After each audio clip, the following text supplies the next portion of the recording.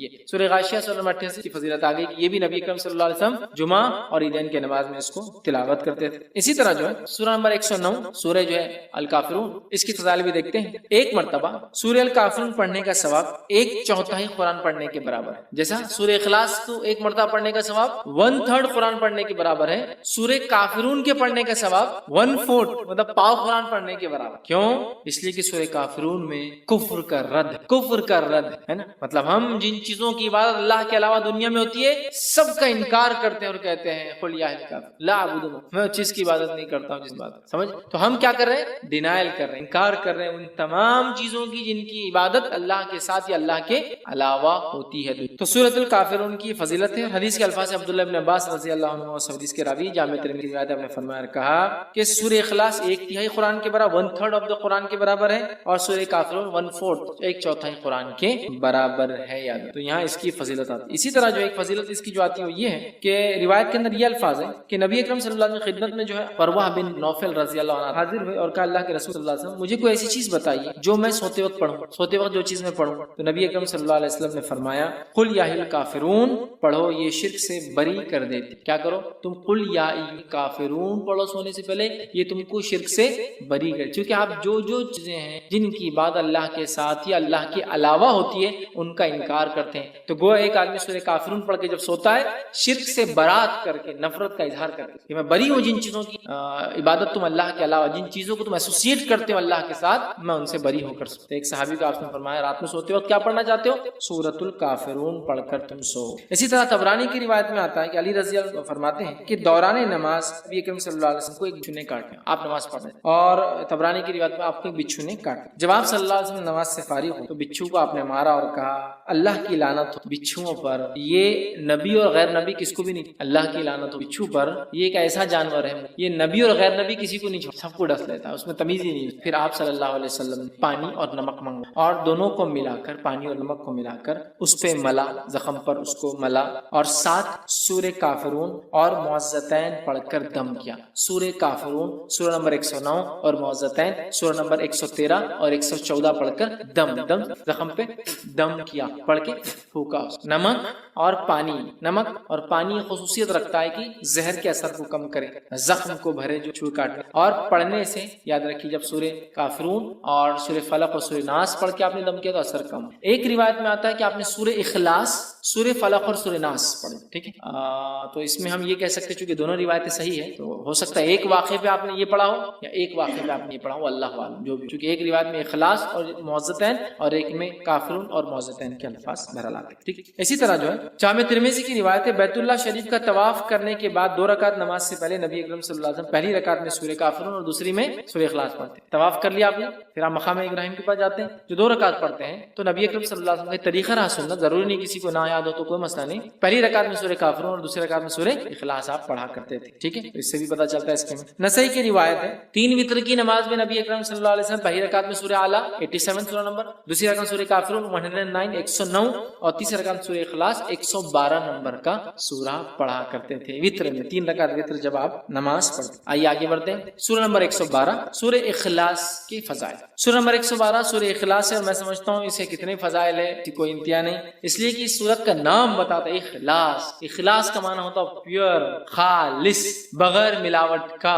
اخلاص نے کیا کیا؟ سورۃ الاخلاص نے رب اور رب کیا نہیں ہے اس کو فرق کر دیا، گاڈ کیا ہے اور کیا نہیں ہے اس کو ڈیفرینشیٹ کر دیا، اس لیے اخلاص صاف کر دیا، کلیئر کر دیا، پیور کر دیا، کسی بھی قسم کی ملاوٹ باقی نہ کہ رب کون ہے اور کیسا ہے۔ اخلاص سورۃ الاخلاص، خالص کا بولتے ہیں خالص سونا، خالص دودھ ہے نا، مطلب پیور گولڈ، پیور ملک، خالص، ساری گندگی، برائی سے، کمزوری پاک، عیب سے پاک۔ سورۃ الاخلاص، سورۃ الاخلاص، سورہ اخلاص پڑھنے والوں سے اللہ تعالیٰ جو ہے محبت فرما، سورہ اخلاص جو لوگ پڑھتے ہیں اللہ تعالیٰ ان سے محبت فرماتا ہے۔ مسلم کی روایت ہے، ماں عائشہ رضی اللہ عنہا فرماتی اور کہتی ہے کہ اللہ کے رسول صلی اللہ علیہ وسلم نے ایک شخص کی قیادت میں لشکر میں، مطلب ایک شخص کی قیادت میں، لیڈرشپ میں ایک بٹالین، ایک لشکر جو آپ بھیجا، وہ صاحب جب نماز پڑھاتے تو اپنی قرأت میں سورہ اخلاص پر ختم کرتے، مطلب جب بھی نماز پڑھاتے جو ختم کرتے نماز تو اینڈنگ سورہ اخلاص، مطلب اگر ایک سورہ پڑھا पढ़ा तो दूसरा सूरह इखलास आखिर में होता ही था, एंडिंग सूरह इखलास। आने के बाद लोगों ने कहा अल्लाह के रसूल साहब क्या करते थे, हर नमाज के एंड में सूरह इखलास ऐड रहता था इनका एडिशन, तो खत्म करते। जब लश्कर वापस आया तो लोगों ने रसूलुल्लाह सल्लल्लाहु अलैहि वसल्लम जिक्र किया, आप सल्लल्लाहु अलैहि वसल्लम ने इरशाद फरमाया इससे दरियाफ्त करो ऐसा क्यों करता था। लोगों ने इसे दरियाफ्त जाकर पूछा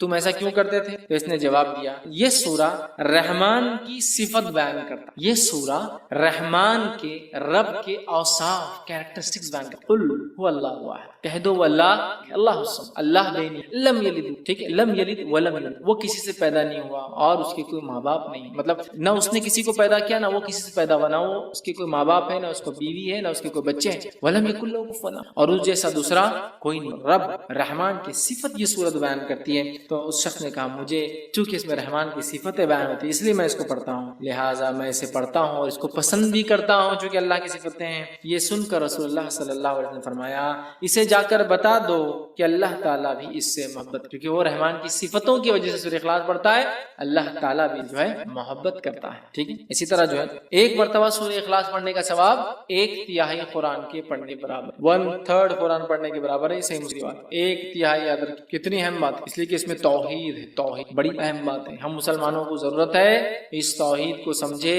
जिस तौहीद के कलमे को जिसको हम कहेंगे, जिस तौहीद के सूरत को पढ़ने का सवाब 1/3 कुरान के बराबर है, उस तौहीद को समझे। हम तौहीद को कभी नहीं समझते, अल्लाह हम पे रहम करे, और शिर्क में हमारी जिंदगी चली, ठीक है, ये बड़ी खतरनाक बात है, हमें तौबा करना चाहिए। तो सूरह इखलास की जरूर हम तफसीर पढ़े याद रखें। इसी तरह सूरह इखलास से मोहब्बत और इसकी कसरत से तिलावत जन्नत में जाने का बायस, इससे मोहब्बत और कसरत से इसकी तिलावत जन्नत में जाने का बायस है। अबू हुरैरा रज़ी अल्लाह अन्हु फरमाते हैं रसूल अकरम सल्लल्लाहु अलैहि वसल्लम के साथ में था, आप सल्लल्लाहु अलैहि वसल्लम ने एक आदमी को कुल वल्लाहु अहद पढ़ते हुए सुना, तो आप सल्लल्लाहु अलैहि वसल्लम फरमाया इसके लिए वाजिब हो गई।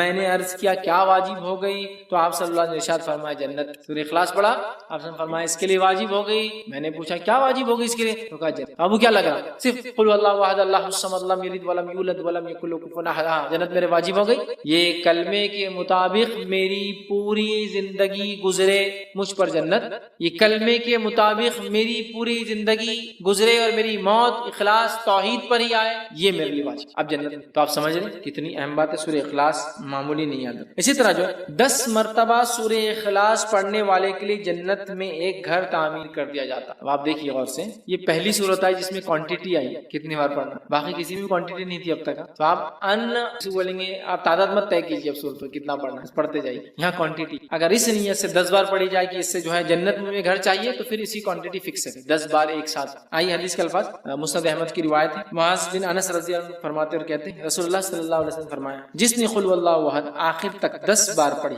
इसके लिए अल्लाह ताला जन्नत में घर तामीर कर, जिसने सूरह इखलास को 10 बार पढ़ा अल्लाह ताला उसके लिए जन्नत में एक घर तामीर करते हैं। समझ रहे बात को, घर तामीर करते अल्लाह ताला किस शख्स के लिए, जो सूरह इखलास को 10 बार पढ़ता है। तो आप देखिए कितनी बड़ी फजीलत है कि 10 टाइम्स का रेसिटेशन जन्नत में एक घर, मजाक नहीं, ठीक है। इसी तरह शैतान के वसवसों से बचने के लिए सूरह इखलास पढ़कर बाईं जानिब, ठीक, बाईं मतलब लेफ्ट हैंड जो है 3 मरतबा थूकना चाहिए। ये वसवसे जो कंटिन्यू आते हैं ना उसका भी इलाज है, ठीक है। हदीस का अल्फाज सुनिए, जो है अबू दाऊद की रिवायत है, जो है अबू सलमा बिन अब्दुर्रहमान रज़ी अल्लाह कहते हैं कि रसूलुल्लाह सल्लल्लाहु अलैहि वसल्लम ने फरमाते हुए सुना है कि एक वक्त आएगा लोग एक दूसरे से बहुत ज्यादा सवाल करेंगे, बहुत ज्यादा सवाल करेंगे, हत्ता कि एक कहने वाला कहेगा अच्छा मखलूक को अल्लाह ने पैदा फरमाया। एक आदमी आके क्या सवाल करेंगे, अच्छा मखलूक को अल्लाह ने पैदा किया, तो फिर अल्लाह को किसने पैदा किया, वो शक डाल दे, मखलूक को अल्लाह ने पैदा किया तो अल्लाह को किसने पैदा किया। जब लोग ऐसी बातें करेंगे तो कहना, जब लोग ऐसी बातें करेंगे तुम्हारे सामने तो तुम क्या कहना, अल्लाहु अहद अल्लाहु समद लम यलिद वलम यूलद वलम यकुल लहू। खतरनाक वसवसा है ना, अल्लाह को किसने पैदा किया, ठीक है, ये पढ़ लेना। अल्लाह एक है, अल्लाह बेनियाज है, उसने किसी को नहीं पैदा किया, उससे कोई पैदा नहीं हुआ और उसका हमसर उसके बराबर कोई नहीं। फिर 3 मरतबा बाईं तरफ लेफ्ट हैंड की तरफ थूक कर शैतान से अल्लाह ताला की पनाह तलब कर, इधर थूकना है लेफ्ट हैंड, औज़ बिल्लाहि मिनश शैतानिर रजीम, ये पढ़कर 3 बार थूक कर शैतान से अल्लाह ताला में पनाह लेना, औज़ बिल्लाहि मिनश शैतानिर रजीम पढ़ना। नमाज में वसवसे आए तो उसका तरीका अलग है, नमाज में वसवसे आए औज़ बिल्लाहि मिनश शैतानिर रजीम इधर थूकना है लेफ्ट हैंड, और अल्लाह ताला की जात में वसवसा डाल रहा है गैर नमाज में अल्लाहु अहद अल्लाहु समद लम यलिद वलम यूलद वलम यकुल लहू कुफुवन अहद, इधर थूकना है लेफ्ट हैंड, तो ये निकल जाता है। अब एक चीज चूंकि मैंने बोल दिया हूं तो अब इसको कुछ लॉजिकल आप آپ کو کچھ آنسر دیتا ہوں بات سمجھنے کی. اللہ کو کس نے پیدا کیا؟ لوگ سوال کر. بہت سارے ایتھیسٹ وغیرہ ایسے لوگ ہم سے بھی کر سکتے دعوتی فکر, ٹھیک, یا وہ لوگ جو اللہ کو نہیں مانتے ہیں, گاڈ کو نہیں مانتے, کریٹر کو نہیں